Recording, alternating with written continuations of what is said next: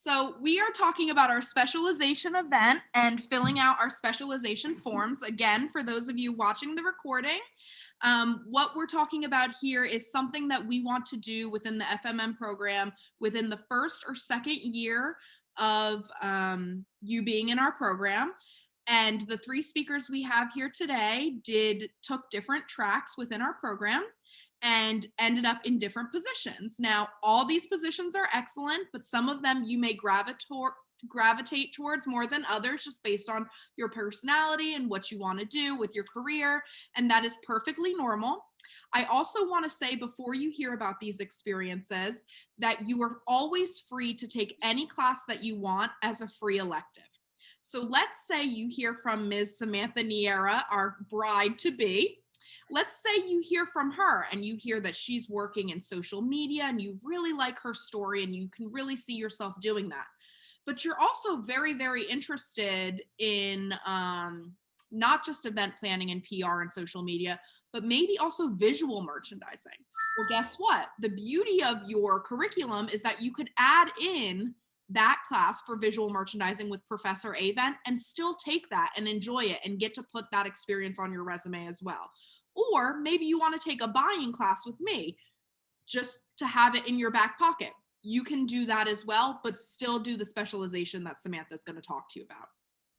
So what I'm going to do for right now is ask you to text your friends or message your friends to let them know that we want you all here so that you can declare your specialization before it's too late. We don't want you waiting till the end of the sophomore year if you don't have to, or even your junior year, because that can get messy. We want everything set up correctly and processed with the registrar. So text your friends, get them on the call. And in the meantime, we're going to get started with the stories from our amazing alum. So who would like to take it away first? Oh, and Professor Wyatt is here. Hi, Professor Wyatt. So Naomi. Hello. Would you like to start first, Naomi, talking about your experiences? Sure, I'll go first. So I graduated with fashion merchandising, and my specializations were material insight and integrated fashion communications, which I believe have changed a little since then. Yeah. They have But changed a little bit, so we'll go back to that, but you can talk to them about the classes you took and your experience.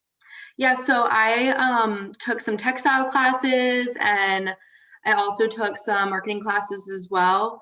And then I went on to stay at Jefferson and I got my graduate degree in Global Fashion Enterprise.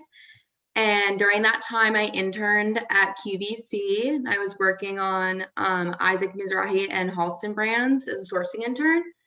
And then I stayed at the Q, and now I'm working on HSN brands in sourcing. So my title is called Assistant Sourcing Specialist. And I work on Iman, Colleen Lopez, Wavy by Brittany Best, and G by Juliana Rancic. So that's the story. Can you tell us a little bit in your position what your day-to-day looks like for students that may be interested in going into that area? Yeah, so basically my main role is a lot of factory and vendor communication. So what I'm doing is we're kind of the middle person between design, buying, and the factories. So we are constantly negotiating costs with our factories and vendors overseas to work with our team as a whole to get the best cost that we can. So essentially what happens is buying gives design their class plans, what they're planning to buy. And then design will work with us and the fabric team. And we will start sourcing fabrics overseas. And then we'll send our designs out to our factories and they will make samples for us. And so that's when a lot of my communication comes in. So a big role as the assistant is organizing, getting the factories the sample yardage so they can start making the samples. And then our design team will present the samples to buying. And part of the role in sourcing is working with the factories to negotiate our costs. So our buyers will give us target costs, target retails that they need to hit based on their margins. And we will be constantly negotiating with the factories, like how can we get to that cost? So we're looking at the cost of the fabric is our number one driver. So that's the first thing we look at. And then we're just working with the factories and the tech packs to understand how we can save the cost. So I would say one of the classes that helped me a lot was, it was in grad school, but I believe you guys can take it as well in undergrad, was the prototyping class, because that helps you understand like what's in a tech pack, which is super important when you're working in sourcing to understand costing. Just like little things can save you a lot of money, which you wouldn't think about. So that's super important. And then we're just working with design back and forth to, get to their goals of meeting their awesome creative designs, but staying within our target prices. And that's pretty much it. So major things, negotiating costs, looking at tech packs, communicating with factories, and also working on delivery and calendar timelines to make sure that we can get everything delivered on time. Thank you, Naomi. So I think Naomi brought up a lot of great points here. And then I think you're going to hear a lot of her points tying back into what Brandon is saying and also what Samantha is going to say, which is our industry is very collaborative. So you're always going to be talking to many, many different people in all different areas. And Naomi was in fact right. Prototyping is a class that you would take in this specialization, and it is extremely important, like she said, in being able to understand and read and decipher tech packs. Tech packs you also got a little taste of in GFI. You had to create a tech pack at the undergraduate level in your first class ever. And we just changed the name, so I don't know if Professor Wyatt can hop in, but we just changed the name of the of this specialization from fashion value chain and innovation, I think, to like product development, and we'll get back to you on that. But the classes that you take, we've changed that name so many times in my 5 years, I can't remember the name of it. But the classes you will take in that area will be prototyping, as just mentioned by Naomi, in a class that she has taken and said was immensely helpful, integrated technology as well, and fashion value chain. So those are the 3 classes that will kind of round out your fashion experience in that area. Thank you, Naomi. That was great. Let's move forward, but stay on if you can, if you have the time, so we can bounce back and forth. Oh, Nyoka, are you there? Okay, so let's hop to Samantha, if that's okay. And Samantha is going to talk about what we now call global brand strategy. And I strategically chose Samantha for this talk because I know a lot of you really look up to her for her blogging on its own, for her Instagram in and of itself. So she has a unique story that she'll tell you now about how she started and where she is now. Thank you. Hi, everyone. First off, thanks for having me. I'm always happy to chat to, fellow Jefferson students because I was once in your place, so I get it. Trust me. But so I studied fashion, merchandising, and management with a specialization in global brand strategy. So I think it's the same now. I really can't remember off the top of my head all of the classes that fell into that when I graduated. So I do remember taking an integrated marketing class, the integrated technology class, and that's sort of where I was introduced professionally in like social and PR and that whole world. But in school, I was a freshman, I started a blog, I was doing Instagram. So I sort of learned social and influencer in my own way and really decided that I wanted to see it from a brand perspective. So, I had interned in buying, wasn't for me. I decided and I asked to shadow the social team in one of my positions at Anthropology, and they let me do that. So always ask is a tip of mine. The worst they can say is no. So I shadowed on the social team for a couple weeks, and then I ended up getting like the summer internship. So I had this perspective from a large company.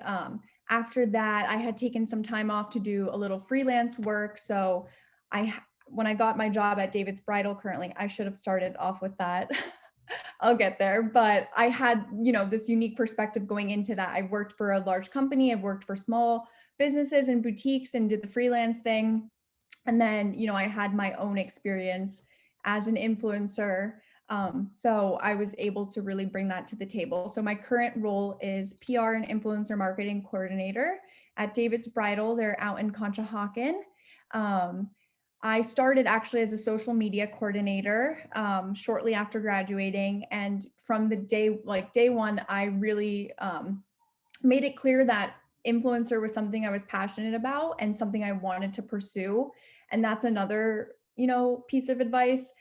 You need to make your job what you want it to be. I still talk to career services to this day. Literally just got off the phone with them a couple weeks ago because I was, negotiating a salary raise, which was exciting. So they're there for you through all of that. And that's something they taught me, like I picture myself on my first day as a social media coordinator, and I sort of made everything that I want happen. And you just kind of got to do that. So my day-to-day right now looks like working with influencers. Every day I manage our bridal ambassador program completely in-house. A lot of one-off influencers. It goes beyond bridal. We have date night looks, spring occasion looks, all of that. Obviously, it's the bride, the bridesmaids, the mother of the bride. So there's a huge assortment there. And I'm still working very closely with merchants and buying teams. It is a cross-functional, industry, and product product recommendations and marketing messages. It truly does go hand in hand. So yeah, I think, knowing a little bit about the buying and the trends, like it sort of all kind of goes together. I actually prepared a little presentation. Can I pull it up? Okay. I'm on my work computer, so if you see like any crazy emails coming through, just ignore that. Okay, share screen. Hold on, let me get it pulled up. Here we go. Okay. My Zoom has been temperamental today too, so don't worry if it takes a second. Also, it feels so quiet. I feel like I'm speaking so loud in my little room. Okay. We are here and we are listening. Okay. Share. Okay. There we go. How do I make this big? Okay. So here's just a little rundown of some work I've done at David's. Here's a little collage of some of my amazing influencer partners that I've coordinated. Obviously, I'm really passionate about size inclusivity and diversity and sexuality at all. I really wanted that to, be a huge part of my influencer program. So when I look at this, like, I'm proud of this. I really am. So this was a little campaign I did for National Bubble Bath Day. The one on the left was from 2019, or yeah, it's only 2021. 2019, and the one on the right was like the 2020 update. We did, or was that?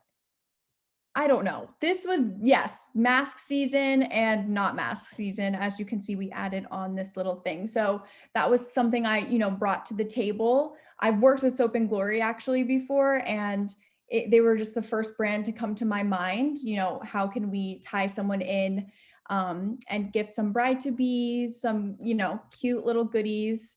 So as you can see, the one on the right was the recent one. It performed even better than the first one. In total, Soap and Glory has driven like over 500 followers for us. So very exciting partnership there.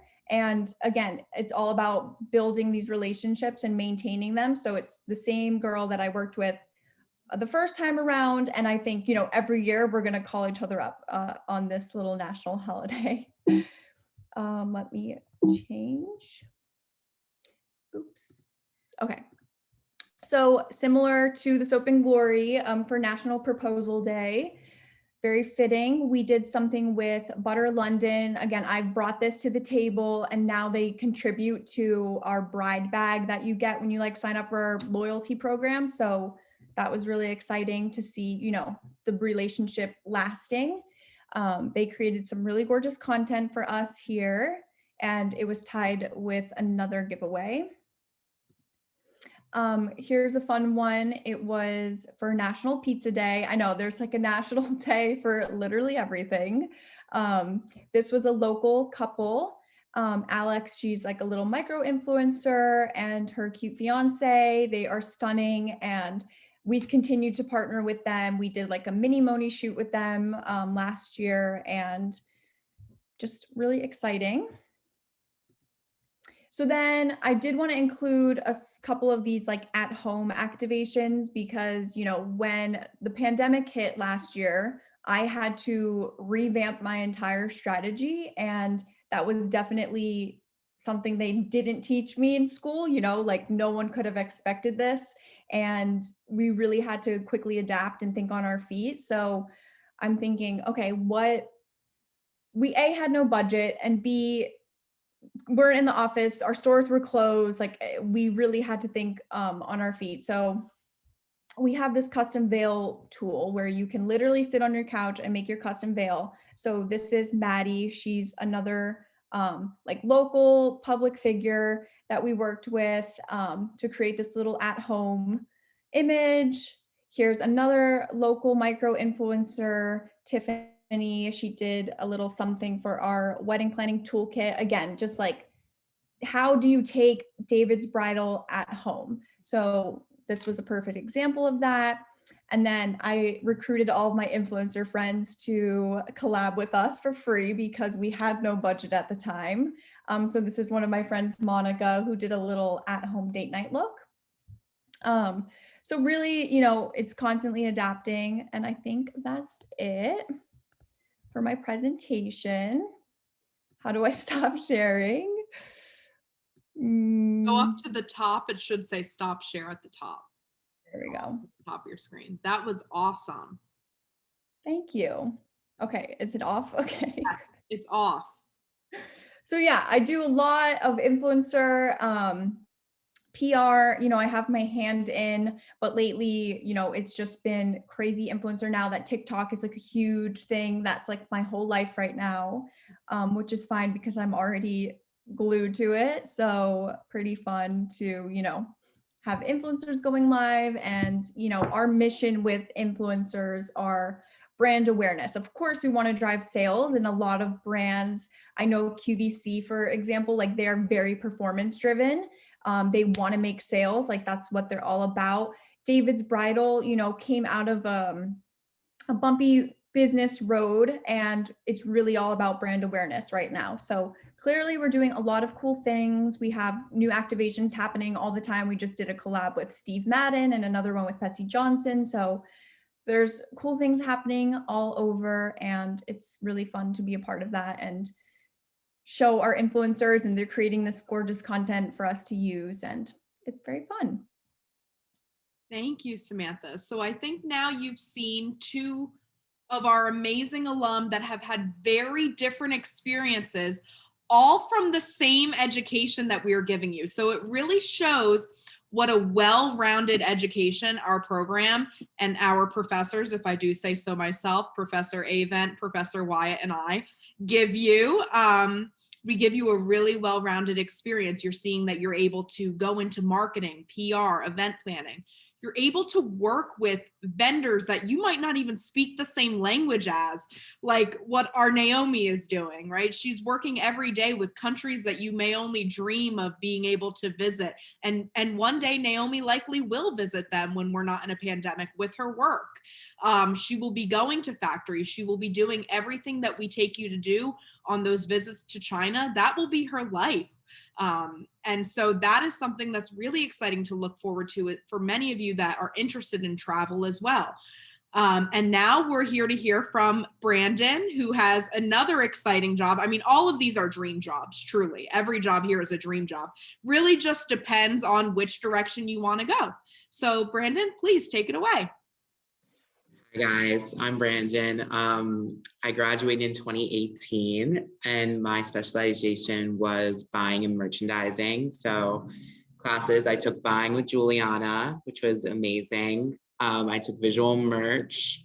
I don't remember if I took this product development one. I can't remember if I took that or if that was around when I was there. You did. You took that with Nioka. Okay. Yep. And then other things that I did do that I don't think they were for my specialization, but were just great. I did New York immersion, which was amazing. Any opportunity Jefferson has is amazing, do it. And then I also went on and got my master's. I did mine in fashion design management. So that's the program where you do one more year at Jefferson and then a semester in Milan, which was incredible. And that was a really good combination of merchandising and design. So I loved doing that. I have a little PowerPoint too that I can share with you guys. And then, okay, let me just go full screen here.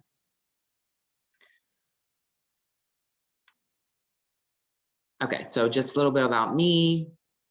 I got my bachelor's degree in fashion merchant management and a master's in fashion design management. And I'm currently a merchandise assistant at Anthropologie. So when I was in buying, my first experience, I interned at Burlington. I remember I literally was sitting in Juliana's class when they called me to tell me I got the job, which was so funny. I feel like it's important to I feel like when students talk to me, they always ask me how I got my job. So I wanted to include that. I met with the recruiters for Burlington at career fair, literally dropped off my resume, talked to them for 5 minutes. 2 days later, I got a call for an interview. That was it. I interned in boys tops. So I was doing size 4 through 20, toddler, for all boys tops. So wovens, graphic tees. And this was really, I got the full experience of being a buyer. I saw how 4 different buying departments operated by shadowing various areas of the organization. So like Sam said earlier, always ask. I asked to shadow home buying. I asked to shadow boys bottoms. It's great to get your experience out there. This taught me all about computer skills and really gave me insight into the corporate world in New York City. And I wanted to include some things that I loved and didn't love about the job.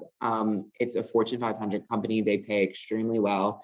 You'll work in New York City twice a week if you're in buying, which is an amazing experience. It's so hands-on. You meet with vendors face-to-face. It's so cool.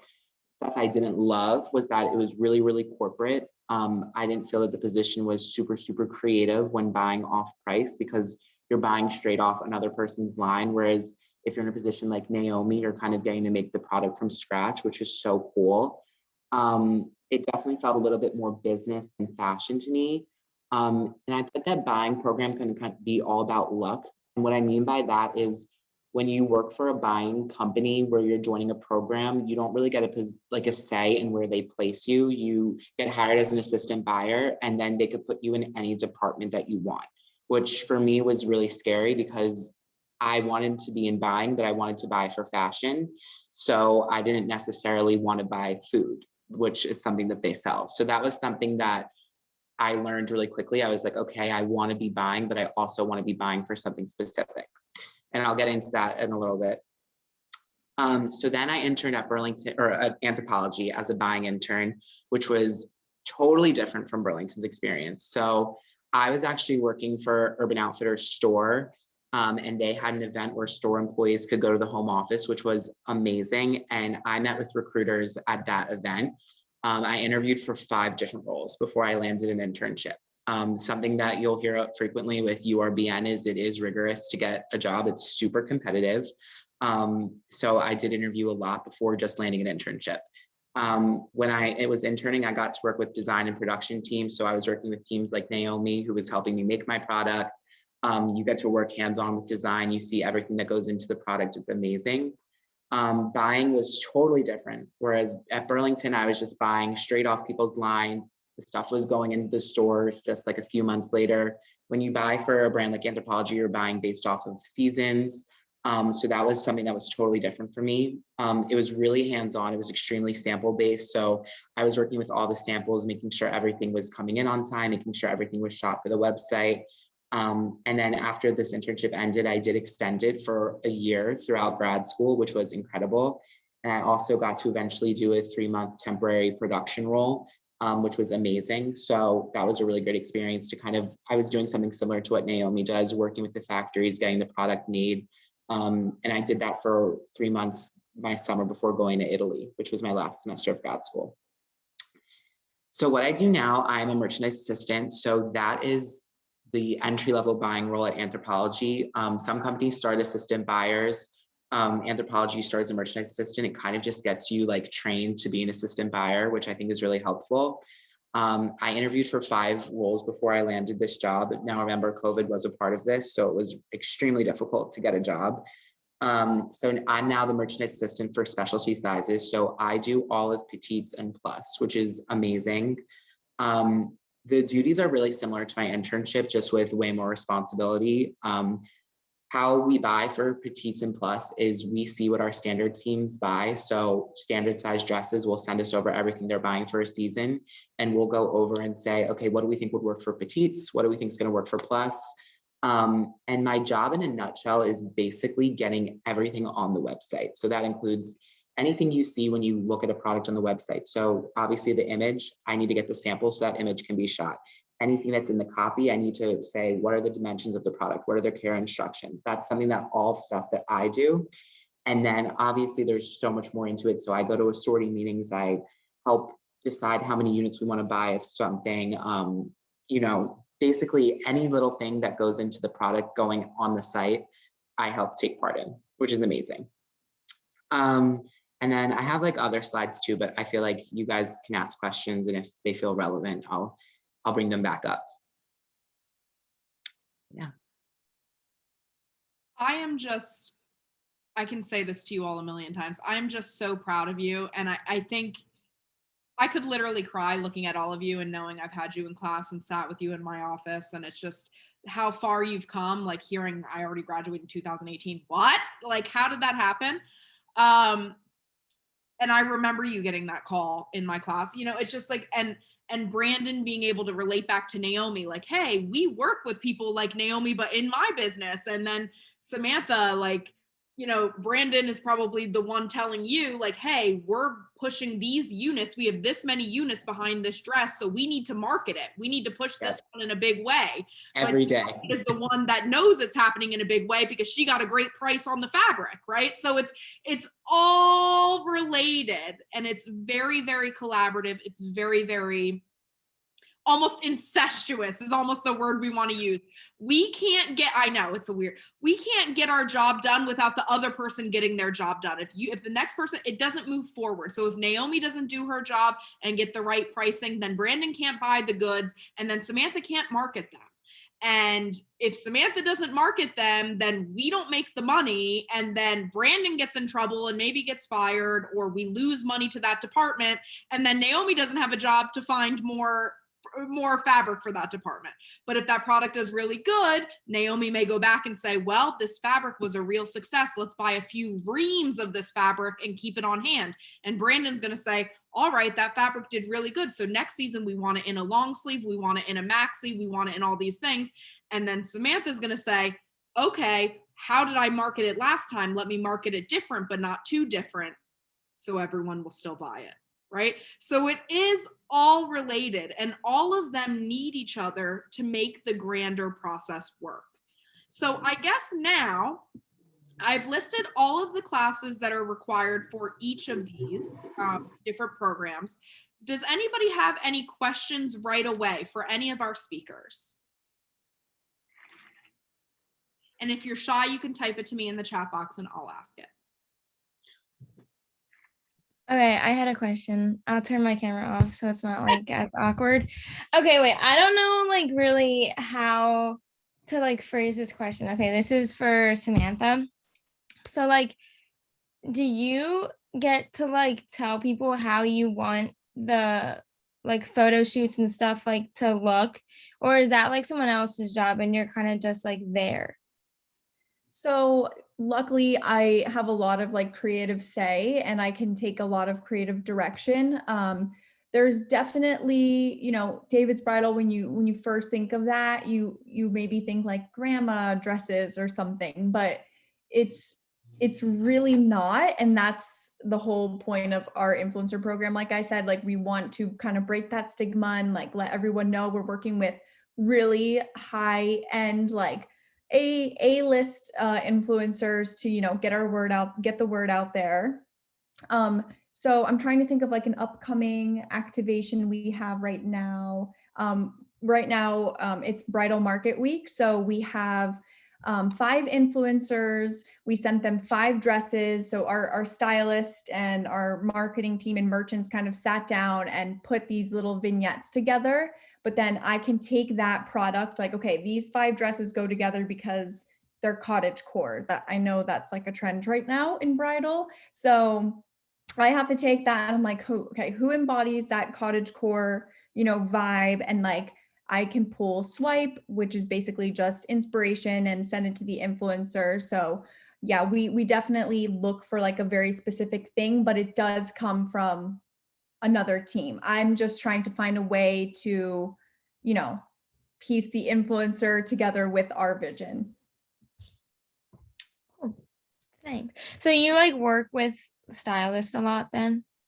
Yeah, so we're working really closely with, it's a small team. All of our teams are pretty small. Pia, she's like our head stylist. She's amazing. She kind of will sit down and pair things together. I'm like, I might have a sneaky document that I could pull up and kind of show you guys if there's time. Can I share my screen again? Let's see. Okay. So here is, okay, it's a mess. It's kind of a mess right now, but this is, you know, what I was just talking about, our fall preview.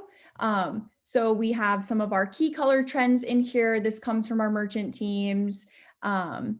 We have our different brands, or Oleg Cassini dresses. But when Samantha says merchant team, she means Brandon's team.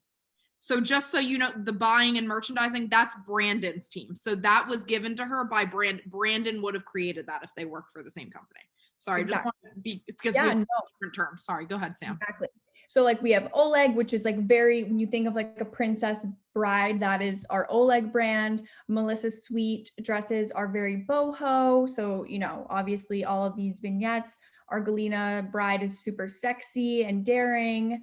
And then we have like our Fun Effortless brand and Little White Dresses, which have always been a thing, but are especially, you know, crazy right now because of all of the elopements and mini monies that are happening. So I kind of get this doc, and then I'm like, okay, who embodies this? Who is one of our boho brides? And then, you know, we can send them these images, and then I like to include, you know, images from previous campaigns that have performed well, or just like kind of give them, you know, exactly, you know, the inspiration of what we're getting, like what we're looking to get from them, if that makes sense. Stop share. Does that help, Elena? Yes, thank you. Now I have an important question, and I think I can say this is kind of on behalf of Natalie, because I think Natalie and I have had a discussion on this before. But my question is for Naomi. I don't know if I already said that. There are a lot of students right now that are very interested in sustainability. And oftentimes I tell them that your track may be a good track for them. Can you explain why you think that may be, or any efforts that you take, or your relationship with sustainability and how you think that can play into your job? Yeah, definitely a big part of sustainability for us is the fabric sense of it. So we work pretty closely with the fabric team to research different technologies that we can utilize. And there is a whole a pretty rigorous legal process that you have to go through to be able to claim it, especially because our product is sold on TV. So to be able to claim something on air, to speak to it, it has to pass a lot of legal approvals. So we work pretty closely with fabric team to go out, source these different technologies. So if that's something you're interested in, I definitely would look in the fabric or sourcing direction, because the fabric is the biggest part of the effort to work towards that sustainability factor. Yeah, our fabric team, who it does fall under the sourcing team, we're all one team. We work with them, and they have a lot of different vendors that they work with to do things like making fabric out of recycled water bottles. We're using like sea wools instead of animal wools. So things like that, which is something that we keep an eye on. And also like factory auditing is another thing that, right now, obviously we're not going to the factories, but we always have someone who is in the factory throughout the year normally to conduct audits to make sure everything is being followed legal wise. So yeah, definitely something that falls under the sourcing umbrella, but it also goes back to buying as well, because sustainability and everything is a big trend that's happening. Like consumers, it's becoming more and more important to them, which also makes our job a little bit challenging, because believe it or not, a lot of recycled product and sustainable product is more expensive. So that is a big thing that we are working with buying to try and teach the customer the value behind it. So yeah, definitely something that falls under the fabric team. And product development would fall under your area as well, Naomi. Can you talk a little bit about what that would involve? And then I'll shoot over to Brandon. Yeah, so product development, some companies like would call the sourcing team like a product development role or production, kind of like Brandon was saying, like it's a production assistant. That's the title that some companies use. But we all fall under the same umbrella. So basically we are managing the literal production. So we're working with the factories, and we're working with our designer and our tech team, so the tech designers, to build those tech packs and to get our samples made. And then once our items are bought, and we're working with the factories as well to manage the production timelines and just to make sure there are no issues. So that's definitely something, if you like communication with the factories, we are constantly communicating. So like a large part of my job is emailing my factories overseas and working with our tech designers, and we call them our product development designers, just making sure that we are following our tech packs and producing our products at the right prices. So yeah, different companies have different names for it, but basically we're your middleman between the factory and design. Excellent. Thank you, Naomi. And now I want to throw it over to Brandon if nobody else has a question. Does anybody else have a question before I ask Brandon to clarify something? Can I actually ask a quick question? I'll turn my camera on too. So when you're talking about like getting your master's and going to grad school and stuff like that, it's like really overwhelming for me right now to think about going into something like that specific, because I don't even know what I want to go into like generally.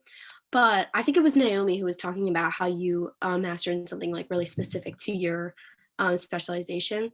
I just wanted to know, like, do you find that that's helpful to you, or like going into it, was it more like limiting to your position? Because could you like have another job in the future, like if you decided this isn't for you, or was it like more beneficial or less beneficial, if that makes sense?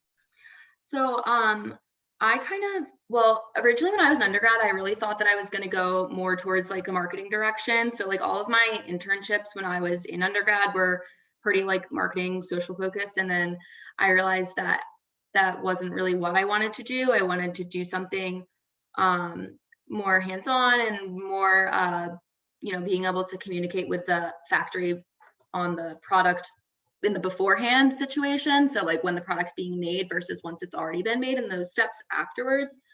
So yeah, it's a hard thing to decide if you want to continue your education and go that route, or if you want to just jump into the field and get more experience. But I felt like that I wanted to get to further my education specifically in the product development world, which I feel that the GFE program does a really great job of. So that's why I went after that. It definitely is pretty focused, but so I would say that if you want to go into like PD or something, it's a great route.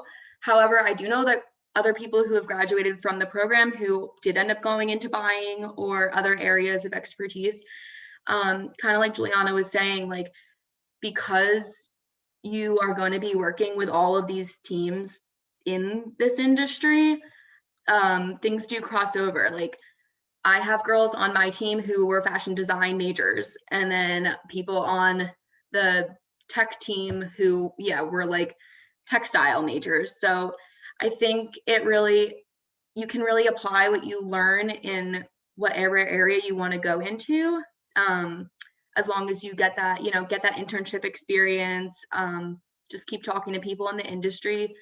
So I really think it can be whatever you want to make it. Thank you. You're welcome. Great question, Mary Grace. So I'm gonna. And Mary Grace, Yes.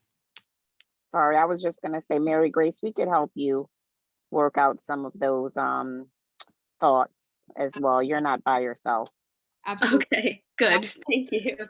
That's what we're here for. And as you continue to take these classes, I urge you to do kind of what Brandon did in some of his PowerPoint slides, which is, this is what I like, this is what I don't like, this is what I like, this is what I don't like. Because knowing what you don't like is sometimes very positive.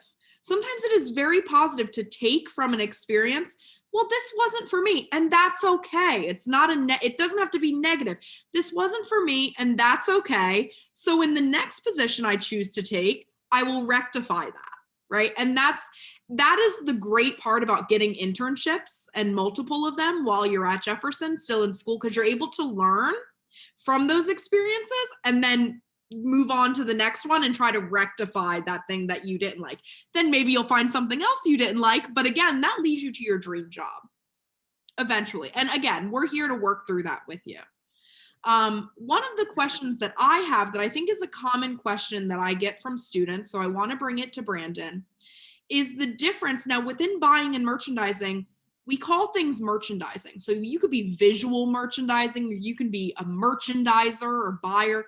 Can you talk to us about the difference and what you thought of visual merchandising, and if you ever dabbled in that, as well as your buying part and how it's different?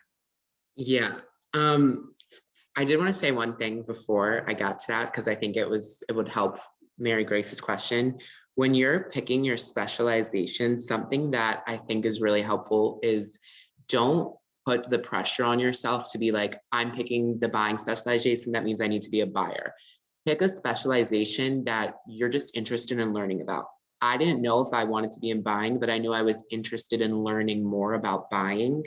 So I think when you guys are picking, like, don't feel like you need to be tied down. I mean, it's obviously amazing that me, Sam, and Naomi picked these specializations and then ended up working in them, but don't feel like that's a commitment that's like, okay, I need to go in that direction. Think about it as, I want to learn more about this, or I'd be interested in learning.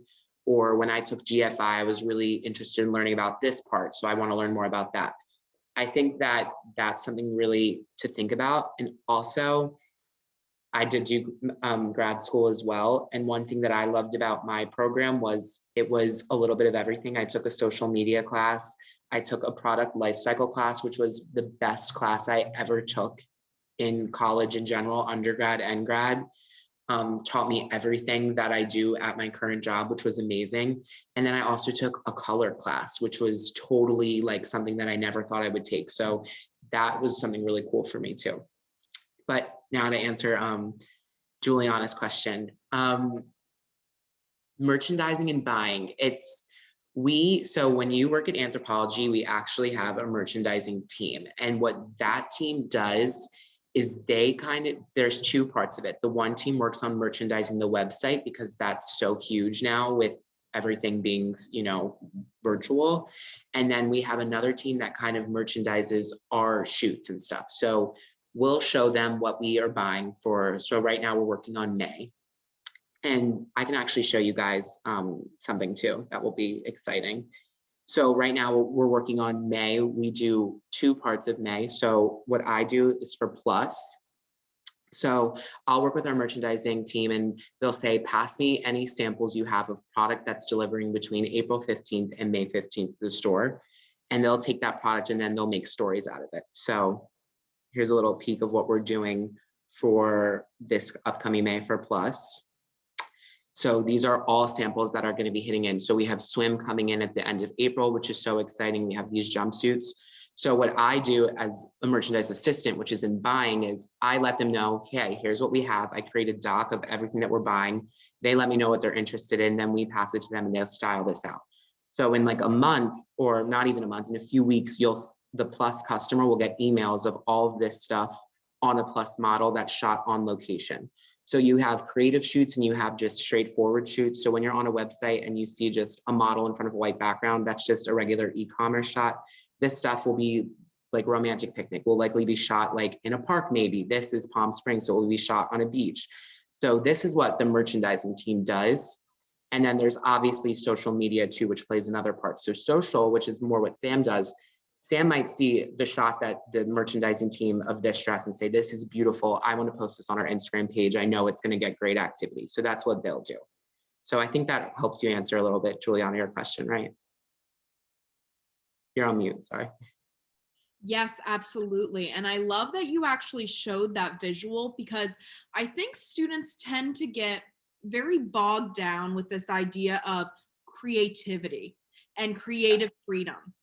And Naomi is just as creative and has the ability to be just as creative in her work, picking fabrics and choosing the colors to go on fabrics and having that hands-on touch and feel as Brandon putting together outfits like that and managing all of the samples and all of that, to Samantha, who's setting up the actual scenes and getting the influencers together with the right product, right? So no matter which direction you go, yes, Brandon works with numbers.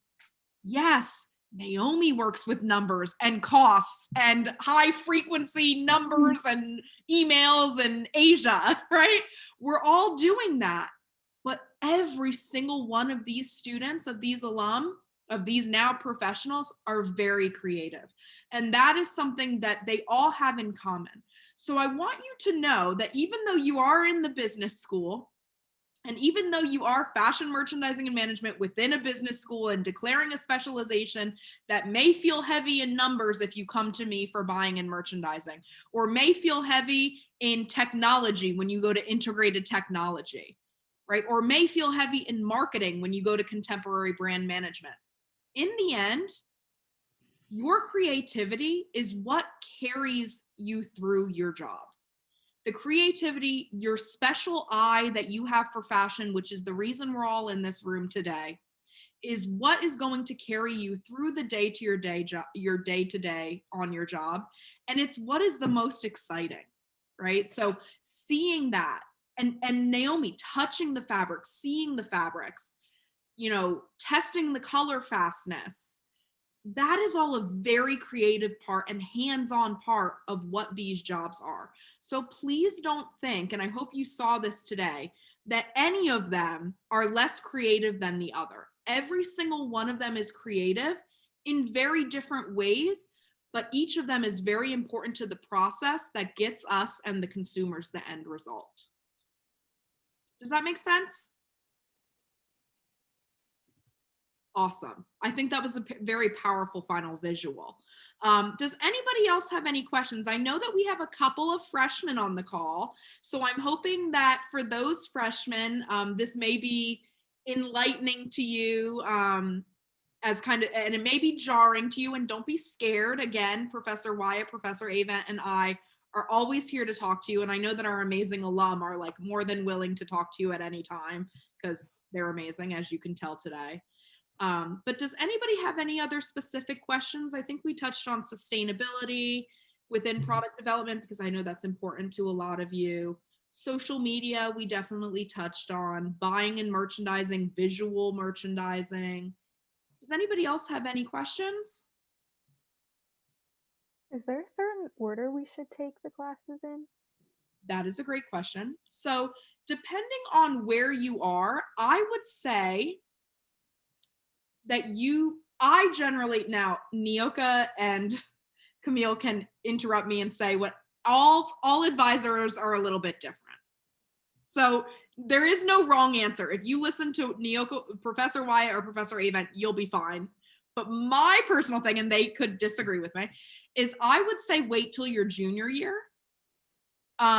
Just because I want you to get all the kind of boring stuff out of the way and then have your last 2 years to be very, very fashion focused.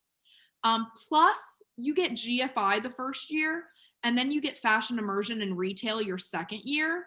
So it's like, let's have the good stuff in the later periods. You know what I mean? Like get the prerequisites out of the way and then you have something to look forward to. But again, that's just my opinion. I don't know if Professor Avent maybe has a different opinion. No, I say I agree with you, right? So I think that getting all of the baseline classes, all your core credits out of the way. I do encourage all of the fashion core classes, like the FMM core classes, to try and kind of space them out and then kind of go hard with the concentrations the last 2 years, just so it's fresh. You know, you don't want to kind of take everything in the beginning and then lose touch with it by the time that you graduate.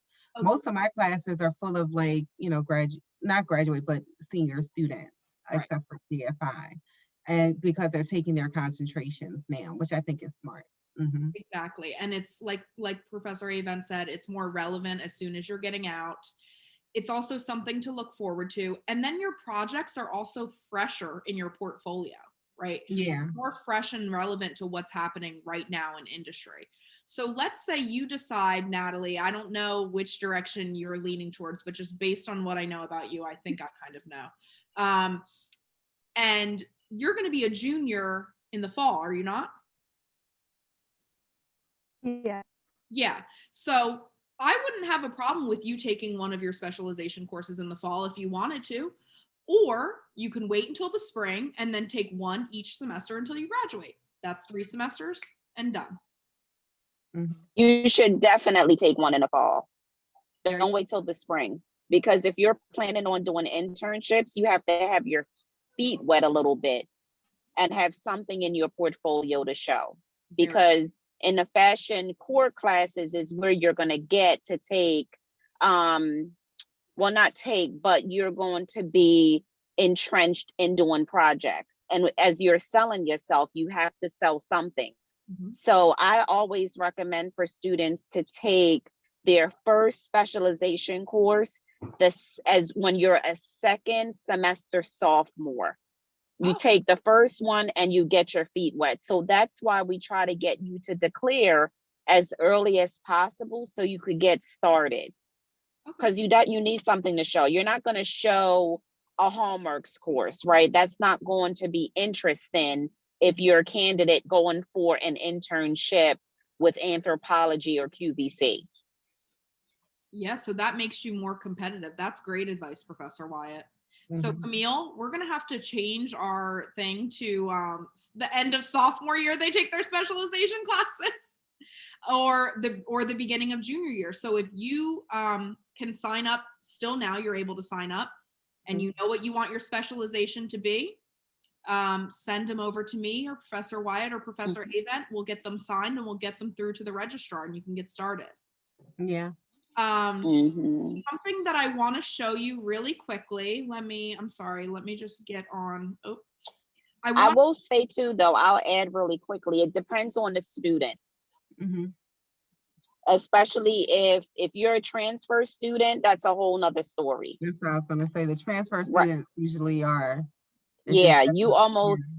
you almost have to come in declaring your specialization. If Mhm. not, you'll fall behind. But if you're coming in directly as, a first year student, 4 years with us, then you still want to declare a little bit early and start getting your feet wet, because then you don't want to keep switching specializations either. You may take, if you wait till the junior year, like if you're a second semester junior and you take that first specialization and you're like, oh my gosh, these numbers are totally freaking me out. And then you may want to do a switch. You don't want to wait so late to do that. So that's why I always say get your feet wet a little bit.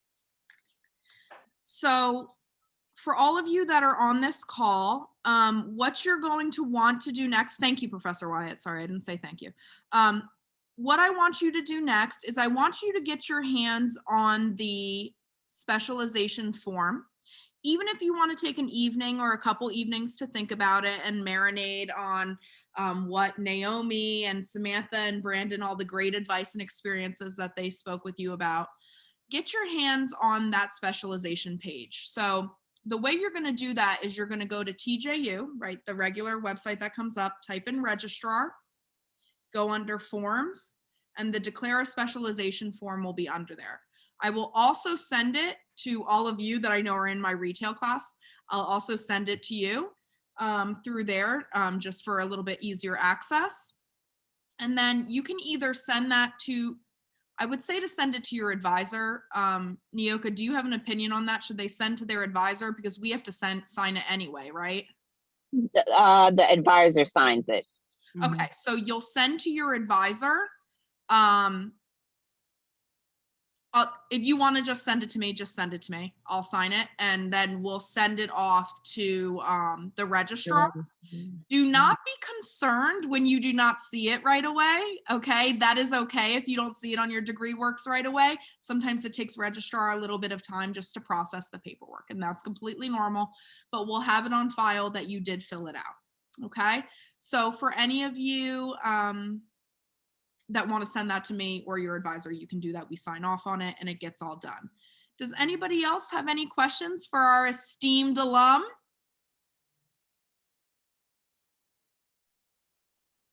Or any questions? The only other advice that I will share.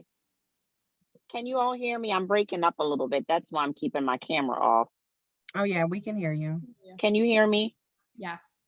Okay. So the other advice is for you to look at your check sheet and have those completed with all the courses you've already taken. So degree audit, or degree works, I should say, that's great for making sure that you stay on track as well, but it doesn't show you the order of courses that we recommend. And that's the difference between looking at the check sheet as well as taking a look at all the requirements in the degree work system through Banner. So if you're going abroad, if you want to study in Rome or London, I don't advise students without them having that check sheet completed, because when you're going abroad, you need to take that with you, and you just need to see exactly where you are, how many courses you need to complete, what you've already completed, and stay on track that way. And define that check. And before I forget, and before I forget, thank you, Sam, Naomi, and Brandon. I really appreciate your time. And it's great to see you as always. Yeah. And as Professor Wyatt mentioned, that check sheet for everyone will be in the same place. So registrar, forms, and your check. I think your check sheets are there, aren't they? Under registrar and forms. I think those are there. Yeah, as well. it's all there. Hold on, I'm gonna look. I think. Oh, Nyoka, we can't hear you. Are you talking? I think she. I gotta go off again. Oh, okay. They don't include the check sheets under forms on the registrar's office. You have to just go to jefferson.edu, and in the search bar, just put in whatever year you came in. So Yeah, FMM check sheet, or try to put in like 2021, but it depends again on the year you came into the program, because the check sheets do change. It'll definitely change for students who are coming in the fall.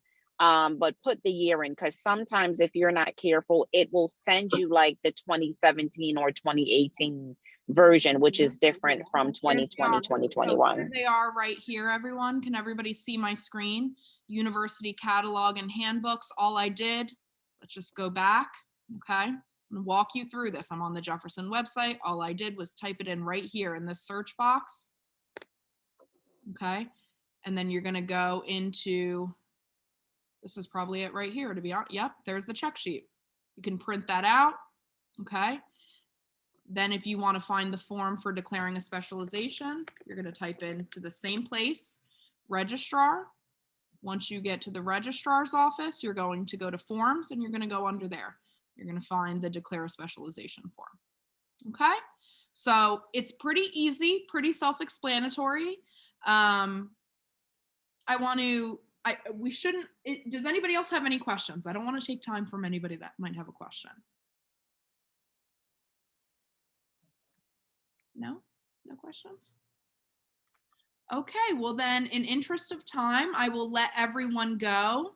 Thank you to our amazing speakers, Sam, Brandon, and Naomi. I'm so proud of you.